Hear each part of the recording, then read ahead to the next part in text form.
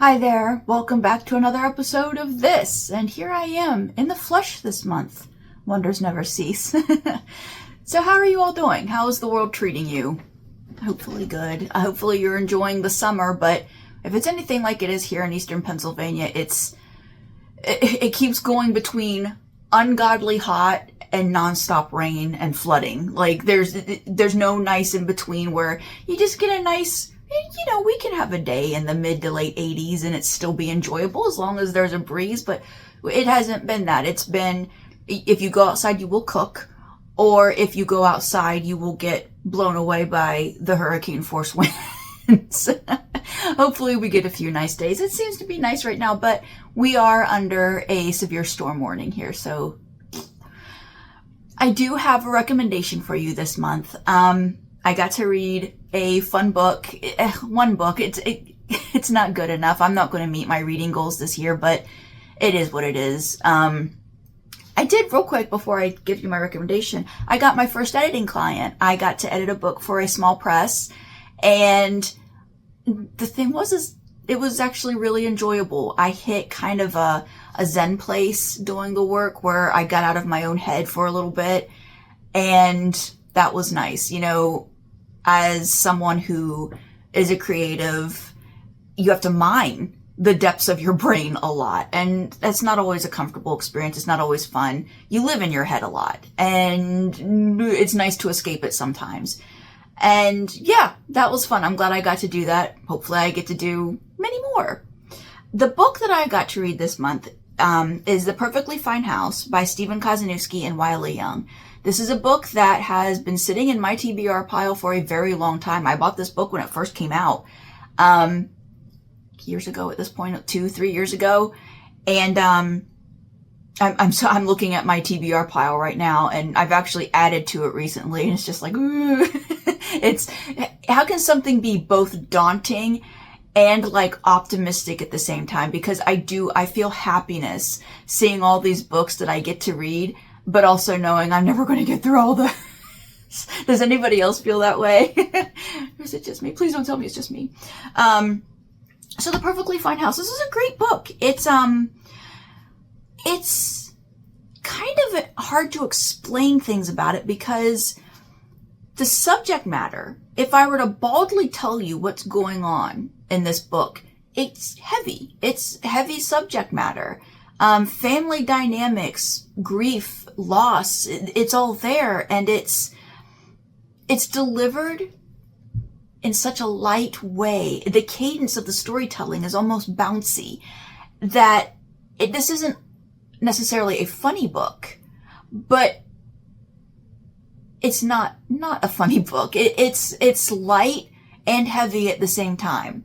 So the premise of the book is, in this world, ghosts being around everybody is a perfectly normal thing. If you are a child, you are picked up from school by the ghosts of great-grandparents, great-great-grandparents. Parents of children don't do the raising of their offspring. It's the ghosts of those who have already passed on who do the, let's go to the park. I'll bring you home from school. Let's make a snack. Ghosts, depending on their emotional state, go through different stages of being corporeal. Sometimes they're just mist, and sometimes there's a solidness to them and you can touch them. And in this world, because of the presence of ghosts, there's industries that go around it. There are exorcists. There are people who specialize in possession. There are people who specialize in romance between the living and the dead. And it's a very interesting world. It's very well constructed. The horror in this book, the sort of fulcrum of the story, is there is a house that has no ghosts. There's absolutely no spectral presence in it at all. Because in this world, there are also ghosts of animals. If you go into the woods, there's lots of ghosts of squirrels and stuff running around. There's nothing in this house, and this house is very weird. And the story isn't necessarily about this house. This house existing and what happens inside of it is sort of the inciting event. And there is something in the house that spreads, that changes this world. And if you haven't read it, there was a anthology that they also put out, where other authors came in and wrote stories in the Perfectly Fine House world. I'll put up the cover here, and I'll have to get that. I don't know if I have it. I think I might have it in ebook, but this book it's a thinker, while also, like I said, it's hard to describe because it's delivered in such a light way, but the whole thing, the way it happens and what happens, it's heavy. And if they wanted to make this a complete and total, like, emotional devastation, they could have. And they didn't. They kept it light, which I think is admirable, because the temptation to make it emotionally devastating had to have been there. It would have been there for me. No, this was a fun read. It was a good read. But it's a thinker. Like, after you're done, it's just kind of like, wow. Because I didn't expect it to end the way it did.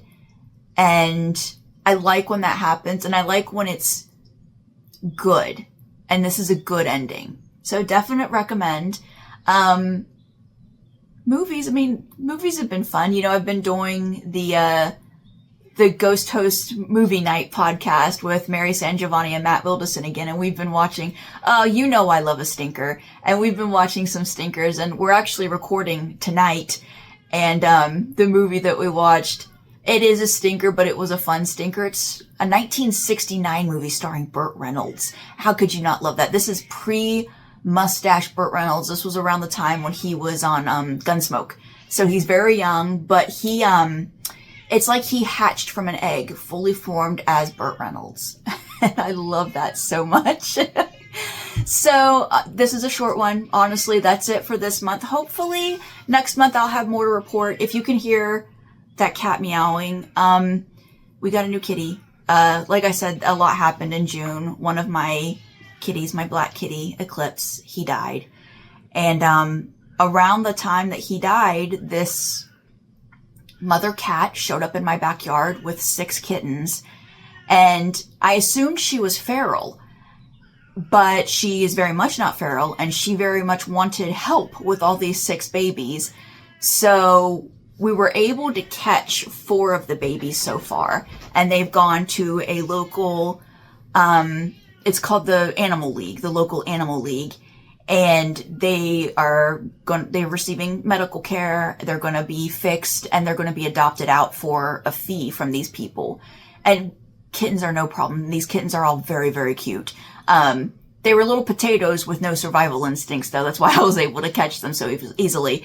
The last 2 are wily, and I'm having a hard time. We're going to have to get a trap and actually trap them to get them, because they don't want to be outside, not here. I live really close to a really busy highway. Outside cats, no. And also breeding cats, no. They need to be caught and fixed, and they can go live in a nice cushy life with a family, because the last 2 are also very cute. But this mama cat, she and I just clicked, and my office right here, there's a pair of sliding doors right there, and it leads to the back patio. And one day I opened the door and she was just out there. I didn't see her, and she just walked right in like she owned the place. And I don't know how to explain it, except, you know, I was mourning Eclipse, and this cat just showed up and was like, hey, you want to be friends? And I don't know, it was kind of like, yeah, yeah. So I took her and got her all her shots. She got spayed yesterday. She's bawling outside of my door because she wants to come in and eat my plants and rub on my legs because she's very sweet. She's very small and she's very sweet. And because of that, we decided to name her Lil Debbie. Small and sweet. So if you can hear her out there yowling at me, sorry. But, yeah.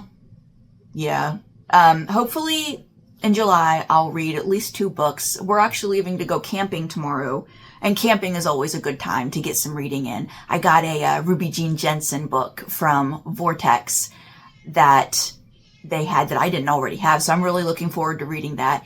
And, like, I got a new Aaron Dries book. I got a new John Bowden book.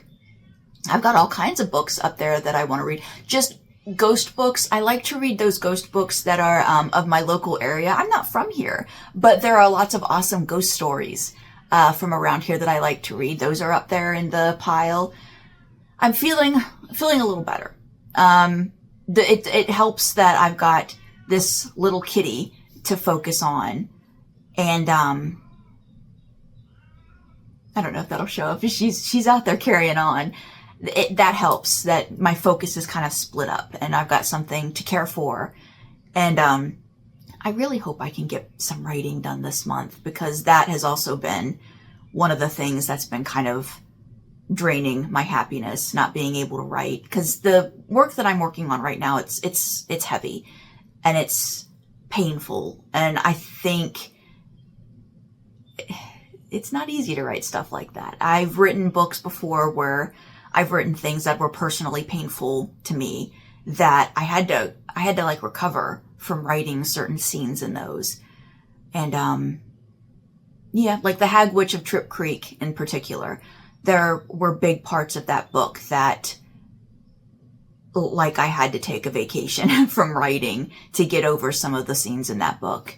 And this one is similar. And I'm also trying to not be ham-fisted about the message that I'm writing about. I mean, it's a horror book. There are parts of it that are just, just horror. I'm just trying to make you go, oh, what the hell? But there's other stuff going on that I'm trying. Being a not super smart person myself, it's hard to try to say things in an intelligent way. So we'll see. But yeah, that'll be it. I hope you're doing well. I sincerely do. And I really sincerely thank you for being here, for watching this nonsense. And I'm just glad you're all out there. I'm glad you all exist and are making the world a better place with your presences. So I'll see you next month. Bye.